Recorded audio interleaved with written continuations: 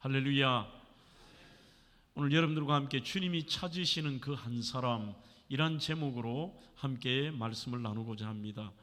여러분들이 미국 워싱턴 DC 수도에 가시면 13번가와 뉴욕 애버뉴라고 하는 그 길에 만나는 이 삼각주 지점에 한 유명한 교회가 있습니다. 뉴욕에 있는 뉴욕이 아니라 길 이름을 따서 뉴욕 애버뉴 장로교회라고 하는 역사가 220년이 된 교회입니다.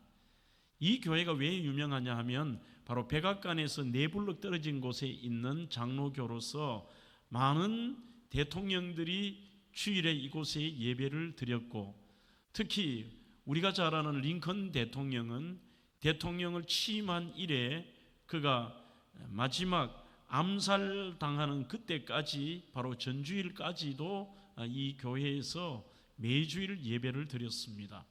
심지어 평일에도 기도회가 있으면 될수록이면 링컨 대통령은 그 기도회에 참석하려고 노력을 했던 바로 그 유명한 교회입니다.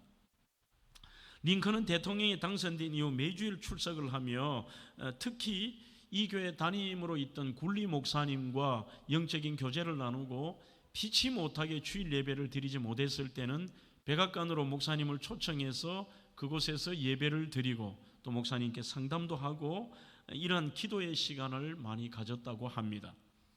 하지만 1865년 링컨의 장례식까지 이 굴리 목사님과 함께하고 예배도 드렸는데, 어느 바로 1865년에 끝이 난 그 남북 전쟁 때에 너무 그 전세가 급변하면서 수많은 환자들이 발생합니다.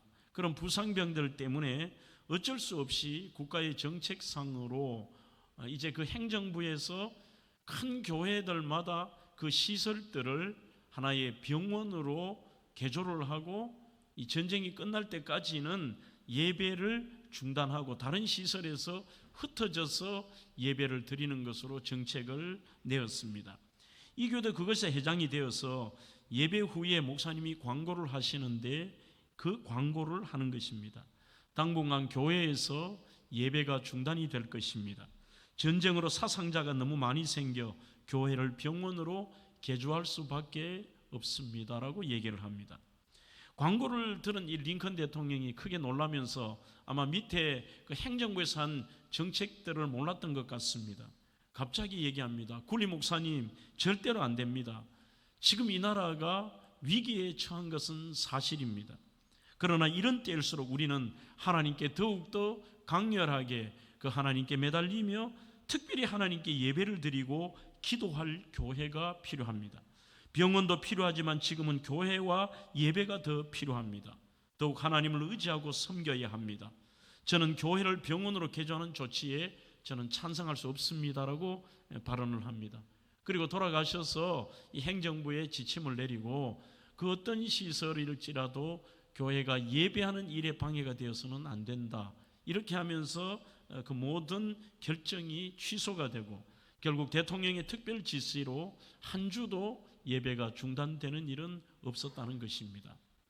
특히 우리는 이 링컨 대통령이라고 하면 여전히 미국에서 가장 존경받는 대통령이고 아이들의 위인전에 나오는 인물입니다. 그는 남북 전쟁을 승리로 이끈 영웅이며 노예 해방을 시켰던 정말 인권주의자이다.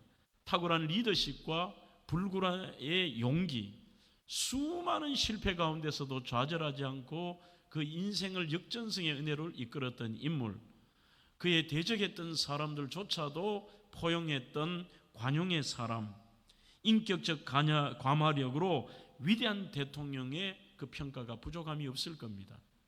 하지만 그가 암살로 죽음을 당하고 그의 장례식에 그가 출석했던 교회 담임 목사였던 이 굴리 목사님이 이렇게 링컨 대통령의 인생을 평가를 했습니다. 여러분, 하나님의 관점에서 오늘 이 링컨 대통령의 생애 가운데 가장 보배로운 것은 무엇일까요? 노예 해방일까요? 그의 인격적 가마력일까요? 하나님의 관점에서는 무엇보다 그는 하나님을 기쁘시게 하는 예배, 하나님께 드리는 예배의 정성을 다한, 오늘 제가 여기에서 설교의 제목을 한번 뽑아와 봤습니다. 주님이 찾으시는 그 한 사람, 진짜 예배자였습니다. 이렇게 그를 평가를 했습니다. 여러분, 우리 대한민국뿐만 아니라 전 세계가 코로나 팬데믹 이후로 참 많은 부분에 이 예배가 훼손이 되고 예배의 본질이 사라진 시대를 저희들이 살아가고 있습니다. 그러면 심지어 다음 세대에 있어서는 진정한 예배가 무엇인가를 깨닫지도 못하고 본인이 잘못된 예배 속에 있으면서도 나는 예배자라고 생각하는 이러한 문제도 있다는 것도 사실입니다. 그래서 저는 오늘 여러분들과 함께 이 요한복음 4장의 수가성 여인과 예수님의 대화 가운데서 다시 한번 진정한 예배가 무엇인가, 여기에 대해서 여러분들과 함께 말씀을 나누고자 하는 것입니다. 예수님은 갈릴리로 향하는 도중에 오늘 이 본문에는 의도적으로 사마리아를 들리셨습니다. 이스라엘 히브리인들에게는 하나의 그 사마리아 지역과 사마리아 사람들에 대해 알러지가 있을 정도입니다. 어느 정도냐? 그들과 피부 접촉을 하면은 죄가 옮았다고 해서 씻기도 하고 제사를 드릴 만큼 되고, 그들을 향하여 개보다도 못하다라는 표현을 자주 씁니다. 인간 취급을 하지 않죠. 갈릴리로 갈 때는 이들과 접촉하기 싫어서 예루살렘에서 갈릴리 그 사이에 직선거리로는 7시간 만에 갈 수도 있는 거리에 그들은 그들과 접촉하기 싫어 일부러 우측으로 요단강을 건너서 지금의 요르단 땅을 해서 위에 밧산 땅으로 해서 돌아서 3일 정도 해서 그 땅으로 갈 만큼 싫어했습니다. 그러면 예수님께서 오늘 그 사마리아 수가성의 여인을 만났다는 것은 대단히 의도적이십니다. 그것을 아시면서도 뜻이 계셔서 이 여인을 불쌍히 여기시며 그 구원받은 사마리아 성에 한 불쌍한 여인을 찾아가시고 죄 많은 여인을 찾아가셔서 그 여인과 지금은 대화를 나누는 과정입니다. 이게 무슨 의미가 있을까? 모든 주석은 이렇게 쓰고 있습니다. 구원과 하나님 나라의 복된 소식이 혈통과 빈부 귀천 등의 모든 외적인 것을 초월하여 누구에게나 하나님의 구원과 이 복된 소식은 다 똑같다는 것입니다.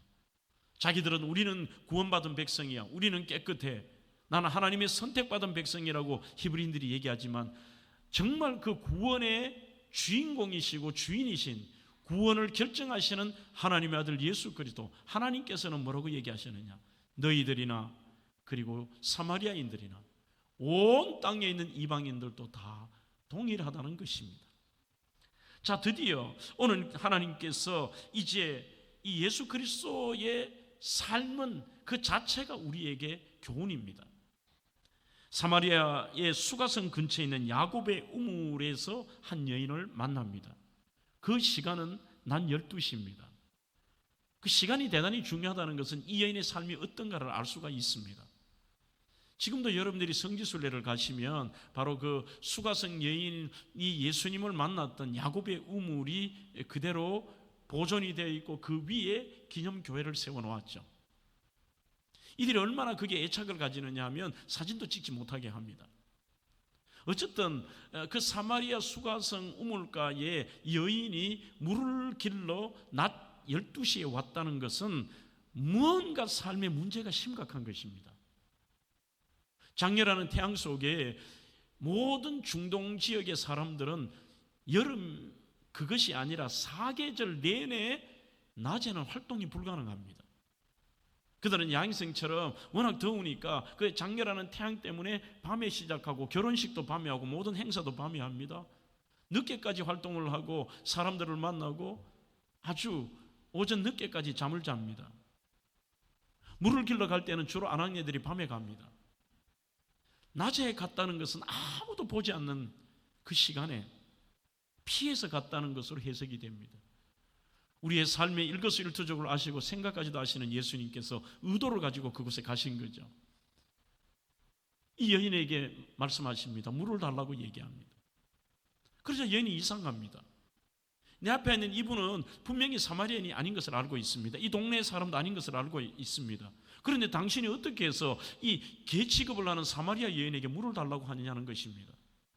그 대화 속에 주님께서 생명의 생수에 대한 말씀을 나누십니다.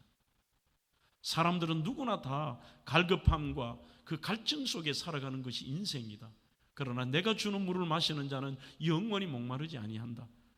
그 예수님의 말씀과 그 예수님의 모습 속에 이엔이 뭔가 좀 이상한 거예요. 이분이 다른 사람과 뭔가 다른 분이라는 걸 깨닫습니다. 그러면서 오늘 본문에 들어가면서 이렇게 얘기합니다. 주여, 당신은 선지자라고 얘기를 합니다. 아마 예수님을 탁월한 예언자나 그런 선지자 정도로 생각을 했습니다. 예수님이 진정한 선지자로 알고 이제 그분 앞에 자신의 속내의 내용을 설명을 하는데 이미 예수님께서는 그 여인의 삶까지 알고 계십니다. 너는 남편이 5이나 되지 않느냐? 그러자 이 여인이 얘기합니다. 저 남편 없습니다. 아니, 네 말이 맞다. 5이나 네가 남자를 거쳐가고 어떤 과정이 있지만 지금의 남편도 진짜 남편은 아니잖아. 아, 저분은 내 인생을 다 알고 계시는 분이구나. 보통 분이 아니라는 것입니다. 그렇지만 그때까지도 예수님을 이 땅에 오신 메시아, 하나님의 아들로 알지를 못했습니다. 선지자라고 얘기하는데 그래도 자기의 삶을 완벽하게 하는 그분 앞에 이렇게 살아서는 안 된다는 것을 알고 갈급한 인생 앞에 하나님을 찾아야 된다는 그것을 알면서 이들에게는 하나님을 찾는 방법은 예배로 생각하는 것입니다. 질문을 던집니다. 참된 예배의 장소가 어딘지를 묻는 것입니다. 현대인들에게도 별 문제가 아닌지 모르지만 당시 사마리아인들에게는 대단히 중요한 문제가 장소의 문제였습니다. 이것을 알려면 역사적 배경이 좀 필요합니다. 이스라엘이 이제 남쪽 유다와 북쪽 이스라엘로 나라가 갈리면서 그들이 양쪽 다 하나님을 떠나고 패역한 백성이 되고 우상 숭배하며 멸망의 길을 가는데 북쪽 이스라엘은 아수르에 의해서 망해버리고 남쪽 유다도 나중에 바벨론에 의해서 망해버립니다. 이 두 강대국 세 개의 제국들은 그들이 식민지와 정복을 했을 때의 정책이 다릅니다. 남쪽 유다는 어떤 방식이냐 하면 거의 초토화를 시켜버립니다.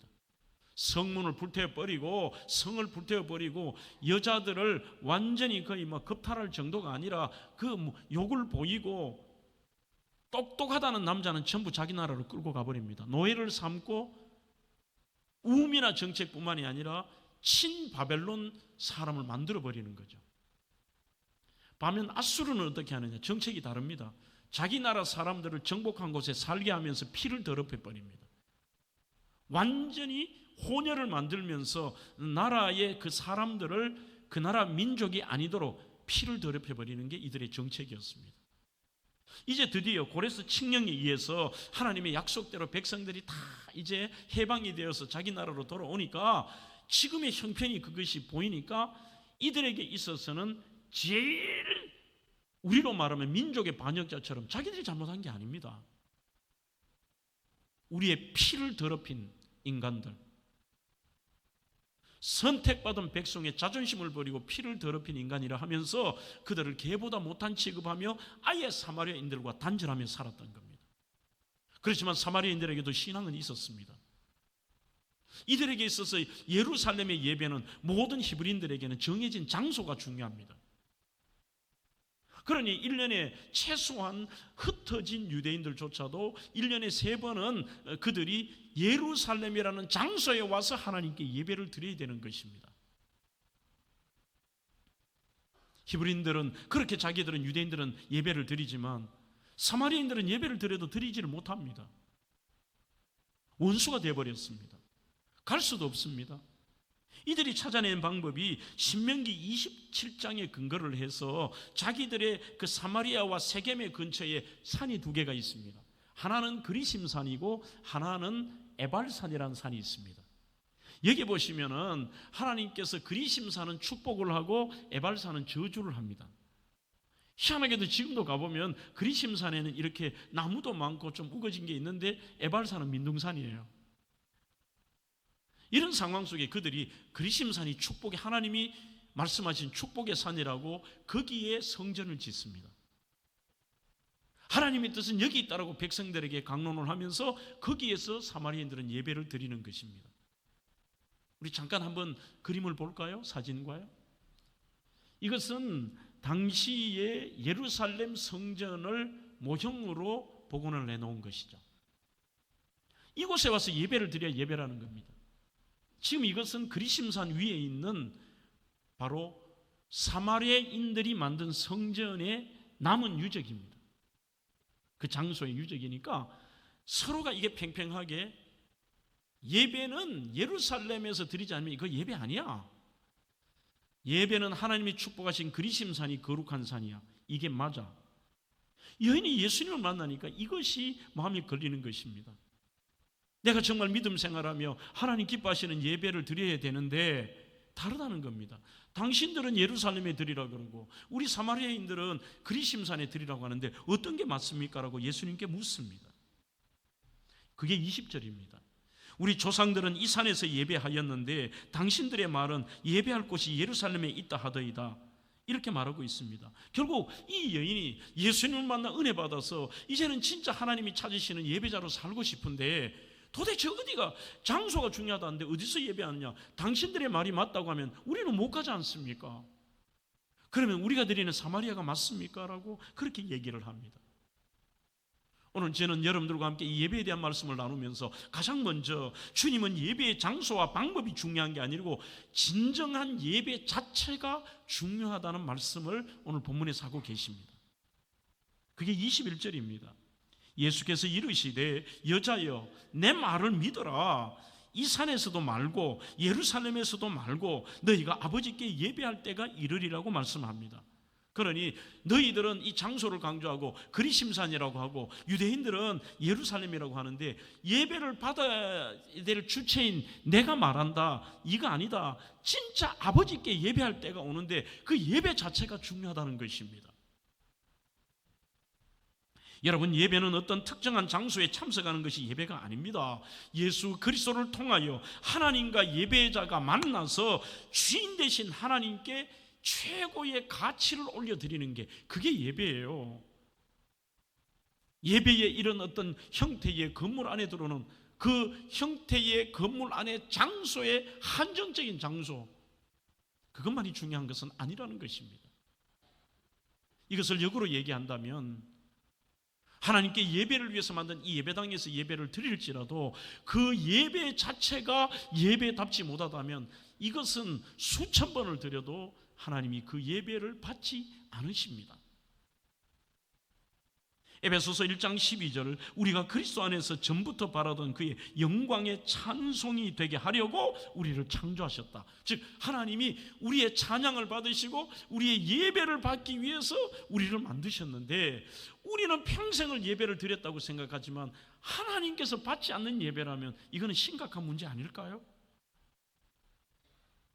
마르바 던이라는 분은 진정한 예배란 하나님을 높이는 단 하나의 목적을 이렇게 말하고 있습니다. 그게 뭐냐? 고귀한 시간 낭비를 위해 하나님의 무한한 광야에 완전히 잠기는 것이다. 그렇지 못한 예배는 본인들이 어느 장소에서 예배를 드릴지라도 우상 숭배일 뿐이다. 이 심각한 말을 합니다. 말이 좀 어렵습니다. 세상 사람들은 예배를 드리는 자체의 가치를 모르기 때문에 시간 낭비라고 생각할 때가 많습니다. 그렇지만 그 고귀한 시간 낭비가 뭐냐?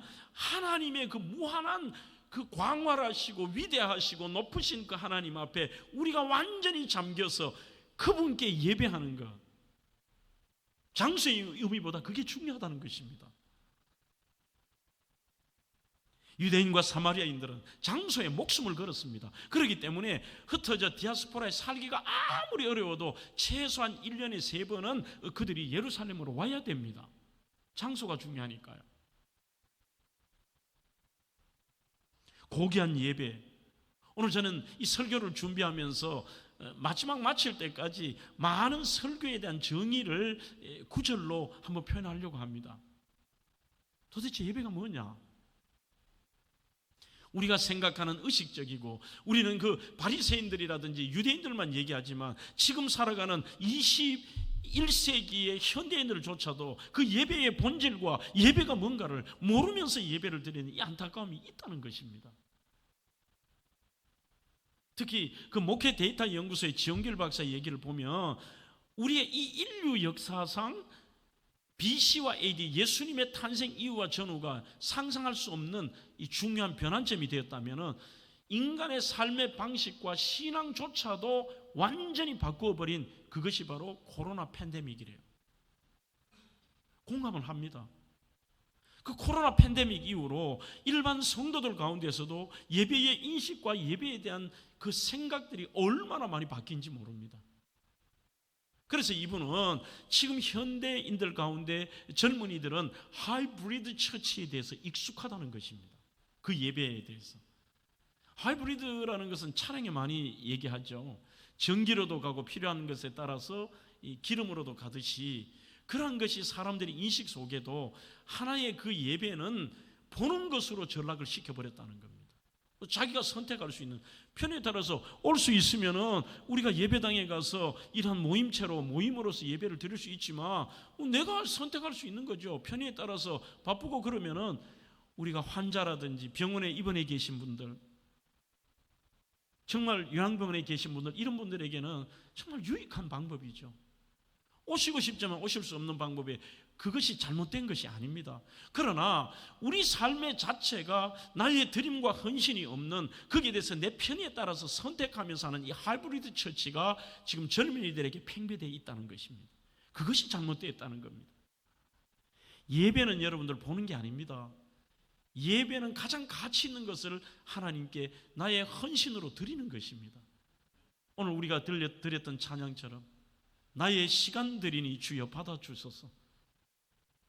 나의 가진 시간과 재능과 물질과 그리고 헌신을 주여 받아주셔서 그 예배의 주체요 대상이 하나님께 모든 중심이 되는 것, 내 삶에서 더욱더 하나님께 집중하는 시간, 특별히 하나님이 그 중심에 하나님만이 있는 이게 예배라는 겁니다. 모든 영광을 하나님께, 모든 영광을 하나님께, 다른 요소가 없는 것이죠. 장신대 예배학 교수를 하시다가 주한장로교회 담임 목사를 하시는 이 주기철 목사의 손자인 주승정 박사가 자기 전공도 예배지만 얼마 전에 예배에 대한 책을 썼습니다. 그분이 아무리 수천 번을 드려도 헛된 예배의 유형을 5가지로 분석을 해놓았습니다. 첫 번째는 예수 그리스도를 통해 베푸신 구원의 은총에 대한 감사와 감격이 실종이 된 예배. 우리는 내가 구원받아서 그 1분 1초도 상상할 수 없는 그 고통의 지옥에 가지 않고 영원한 무서운 지옥이 아니라 나 같은 죄인이 하나님의 자녀가 되어 영원한 천국 백성이 되었다는 것, 이 하나만 해도 일평생 하나님 앞에 그 나에게 날 구원하신 주 감사, 그 감사와 감격으로, 이 감사와 감격이 없는 예배는 헛된 예배라는 것입니다. 두 번째, 하나님께 뭔가 얻기 위해 드리는 예배라는 것을 말하고 있습니다. 어떤 데는 예배의 목적이 하나님이 사라져버리는, 그 목적도 하나님이 아니고 예배를 드리는 것도 하나의 형식으로 전락해버리는, 또 자신의 삶에 원하는 것 때문에 예배를 드린다.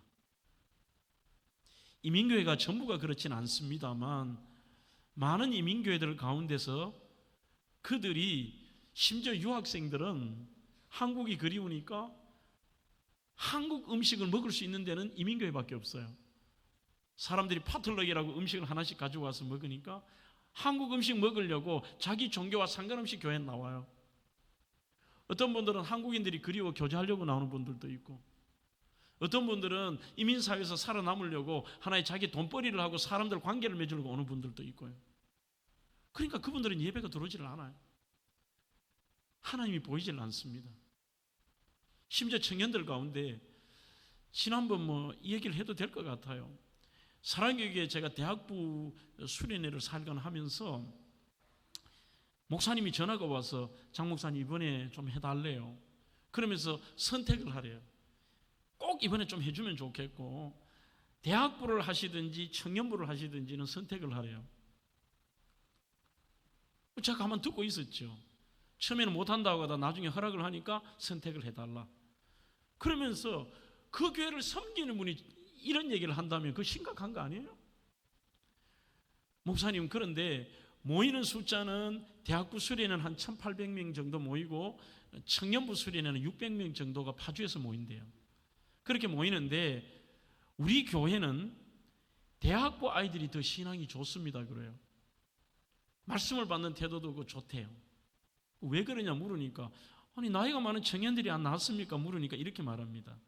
우리 대학부 아이들은 정말 갈급한 아이들이고, 이렇게 시골에서 서울 유학에서 나오는 애들도 교회 나오는 정도면 신앙이 있고, 여기서 자라나는 아이들이 그대로 대학부 간 아이들도 신앙이 있는데, 청년부 아이들은 결혼 상대자 얻으려고 옵니다. 이래요. 그 교회 목사님이 나한테 한 얘기예요. 저에게 한 얘기입니다. 그래서 이 아이들은 믿음이 좀 없습니다. 그래도 한국에서 제일 큰 교회, 거기 청년들 오면은 짝들도 많고 대상자도 많고 거기서 신앙생활 하다 보면은 만날 수 있지 않느냐. 신앙이 별로 없습니다. 그러더라고요. 대단히 충격이었습니다. 예배는 그러한 것이 예배가 아닙니다. 그게 신앙이 아닙니다.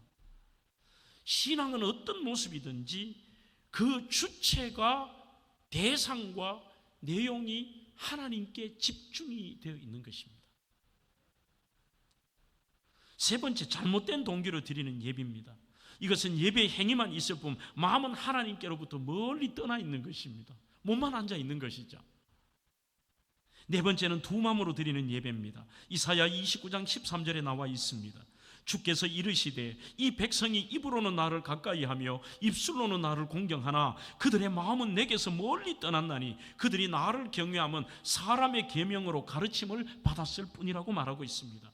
즉 하나님은 형식만 남아있는, 의식적으로 몸만 남아있는 우리의 생각과 마음은 딴 곳에 가 있고, 온갖 여기에서 더러운 마음과 원망하는 마음과 불평하는 마음과 인간적인 마음과 세속적인 마음들과 하나님이 없는 하나의 의식적인 예배에 대해서 하나님은 정말 싫어하십니다.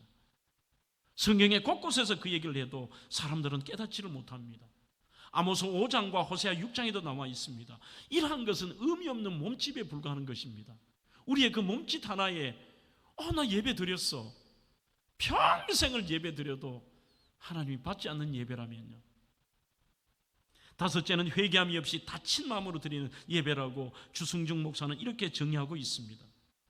그래서 주님은 오늘 이 사마리아 여인에게 삶의 문제와 죄 속에 있었으며 고통과 그 영원한 갈급함들 때문에 고통받는 여인에게 영원한 생수가 나라는 것을 얘기하십니다. 그리고 예배에 대해서 갈급함이 있는 이 여인에게 이제는 장소 아니다, 너희들이 말하는 그 그리심산 주장하잖아, 그것도 아니야, 온갖 이런 것으로 두 마음으로 예배 드린 것 아니야. 심지어 유대인들이 말하는 예루살렘, 그 예루살렘 성전에서 예배 드린다고 그게 예배가 아니야. 어떤 장소는 아무가 의미 없다, 무조건 의미 없다, 아닙니다. 그래도 하나님께 드리는 이 예배의 장소인 이곳은 대단히 중요한 것이죠. 예배의 장소라고 하는 것입니다. 자, 그렇다면 오늘 이 예배의 장소가 정말 여러분들 아무 의미 없다는 게 아니라 이곳은 거룩한 장소라는 것은 그 목적 자체가 하나님께 예배를 위해서 만든 공간이지 않습니까? 그렇지만 어떤 예배를 누구에게 진짜 예배를 드린다는 게 중요한 것입니다. 진짜 예배를 드린다는 게. 이건 한국에 번역된 것은 아닙니다. 로널드 앨런이라는 분의 Worship, Rediscovering the Missing Jew라고 하는 책에 보면은 무엇이 예배의 본질인가? 제가 이 영문 글에서 굉장히 은혜를 많이 받았습니다. 아, 맞다, 이게 아주 쉬운 정의구나, 쉬운 정의구나. 이렇게 정의합니다. 무엇이 예배의 본질인가? 그것은 하나님을 축하하는 것이다. 예배 본질이 뭐냐? 우리의 생각과 좀 다릅니다. 나는 뭐 예배를 구경하고 보고 그 예배를 통해서 내가 하나님께 은혜를 받는 것으로 생각했는데 방향이 다릅니다. 그 다음에 내용이 뭐냐? 하나님을 축하하는 것. 이해가 정말 잘 되는 거예요. 우리가 하나님께 경배를 드릴 때 우리는 그분을 축하합니다. 우리는 그분을 높이고 그분을 찬양하며 그분을 자랑하는 것입니다. 생일을 축하하기 위한 사려 깊은 선물처럼 어떤 것이 좋을까 고민하고 기뻐합니다. 그렇지 않습니까? 결혼기념일을 축하하기 위해 특별히 외식을 나가는 것처럼 한 생명을 탄생을 축하하기 위한 따스한 찬미처럼 결혼을 축하하기 위한 포옹처럼 그렇게 예배는 하나님을 축하하는 것입니다. 내가 어떻게 하면 하나님께 영광을 올려드릴까? 하나님께 어떤 것을 하면 좋을까? 하나님을 축하하는 것. 그게 예배래요. 이 로널드 앨런의 정의에 공감을 할 수가 있습니다. 그러니 예배라고 하는 것은 철저하게 내 중심이 조금이라도 있어서는 안 되는 거죠. 받아야 될 대상도 하나님이시고 축하의 모든 대상과 내용도 하나님이신 거죠. 여러분들이 누구를 축하할 때를 생각해 보십시오. 축하해요. 대단한데 잘했어요. 멋져요. 그리고 내가 이 축하를 어떻게 표현할까? 예배는 하나님을 축하하는 것이구나. 우리는 하나님을 축하하는 방법에 있어서도 주님이 설명을 합니다. 장소 아니야. 형식 아니야.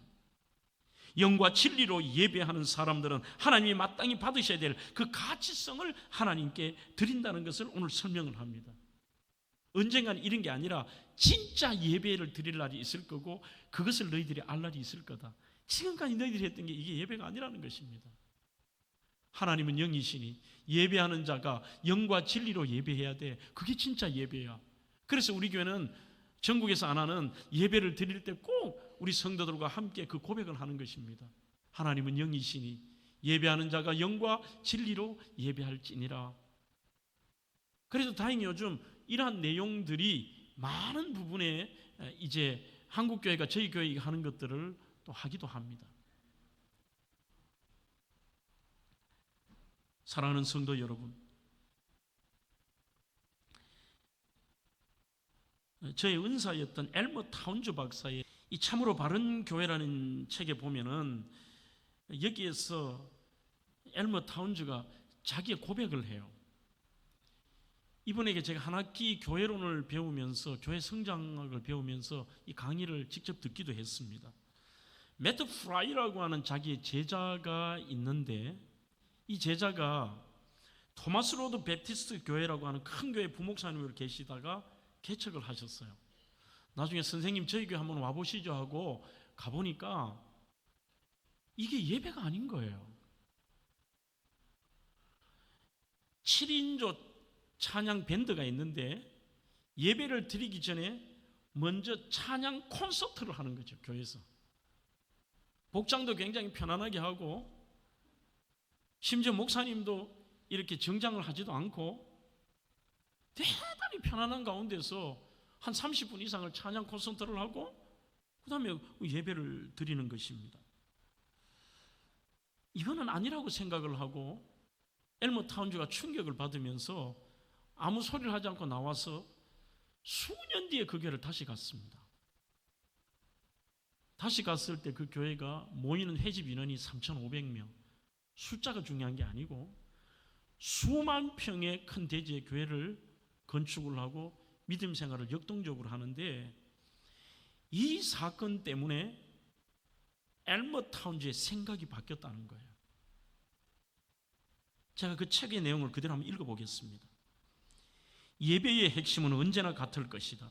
그것은 전통 예배이든 현대적 예배이든 또한 두 가지를 조합한 것이든 중요한 것은 당신이 어떻게 예배하느냐가 아니라 당신이 누구를 예배하느냐를 기억하십시오.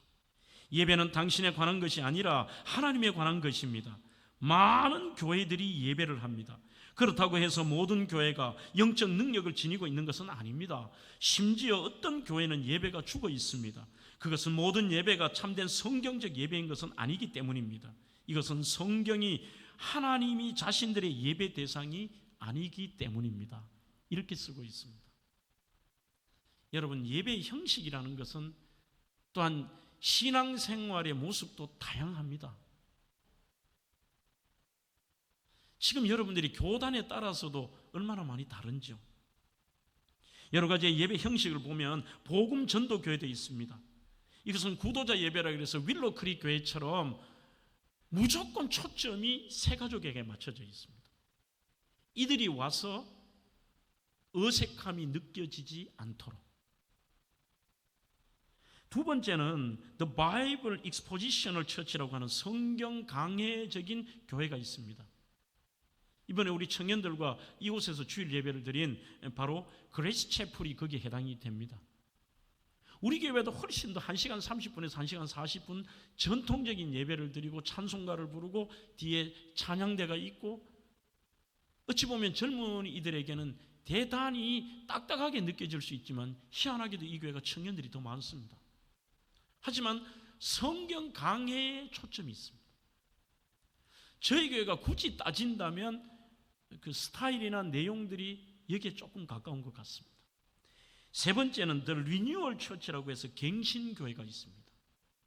이것은 은사 중심의 교회인데 지금 현재 사진에 보시는 대로 남미에서는 엄청나게 기독교가 폭발적인 부흥을 하는데 대다수가 오순절 계통, 순복음 계통들의 은사를 강조하는 교회들입니다. 박수, 은사, 표적, 예수 믿음의 만사형통의 번영신학, 능력신학을 강조하는 예배를 드립니다. 넷째는 The Body Life Church라고 해서 몸생활 교회입니다. 좀 더 쉽게 얘기하면 목회적으로 돌보고 무슨 그 소그룹, 셀들을 강조하면서 기존 큰 교회 모임과 예배보다는 소그룹 모임을 강조하는 교회. 다섯째는 예전교회라고 할 수 있죠.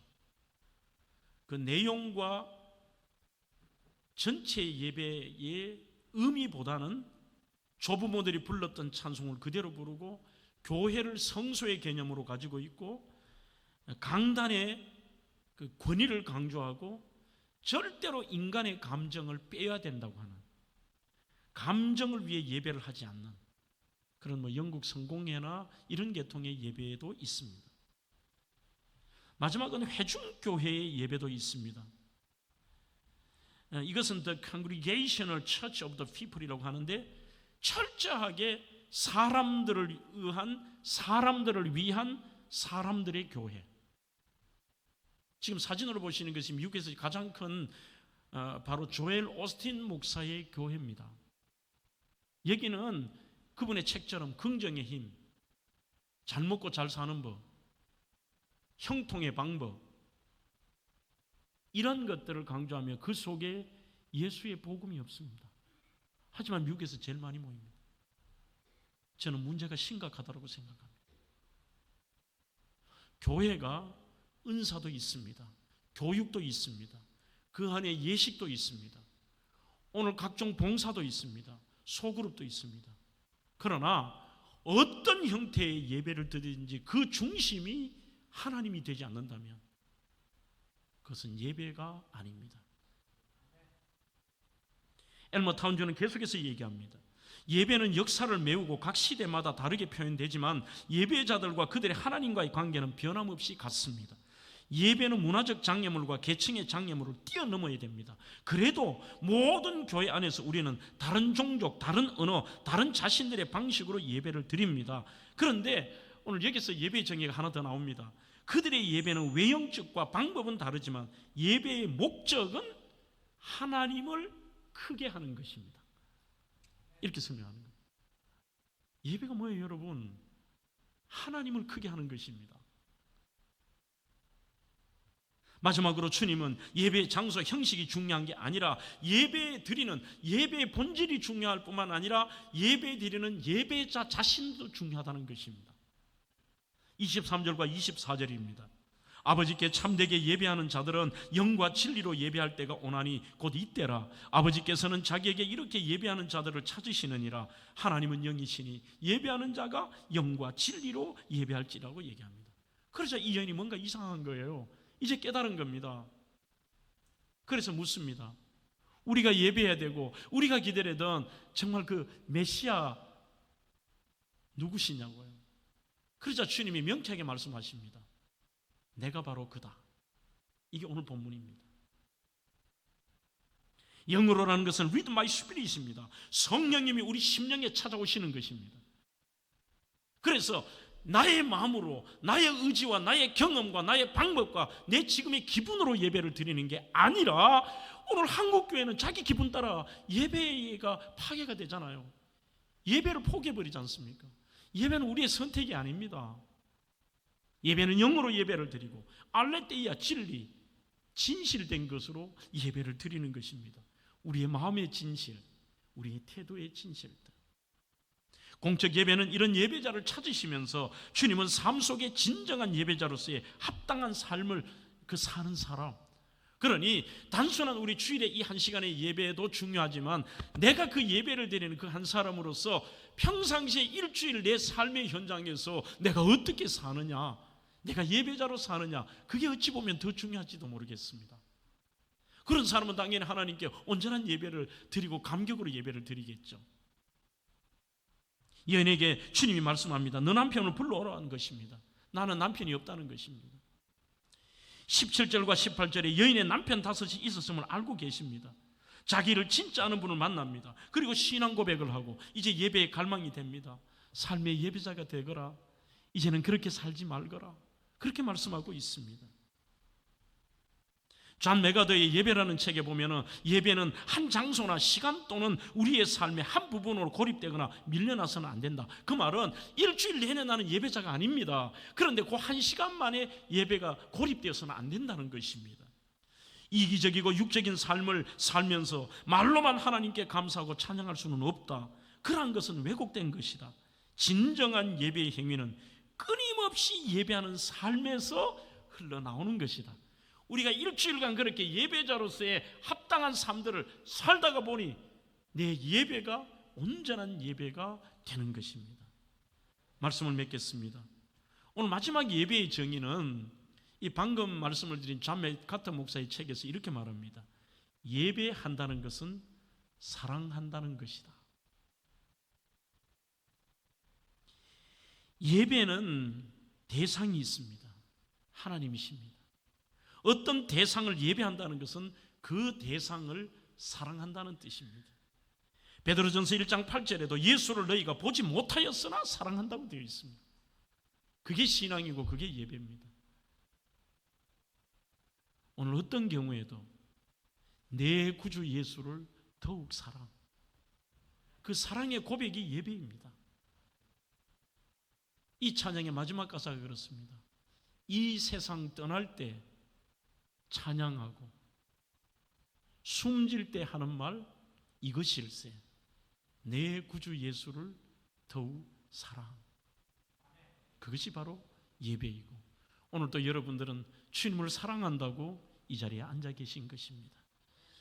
아버지께서 이렇게 자기에게 예배하는 자들을 찾으시는데 그 한 사람, 진짜 그 예배자가 저와 여러분들이 되시기를 주의 이름으로 축원합니다.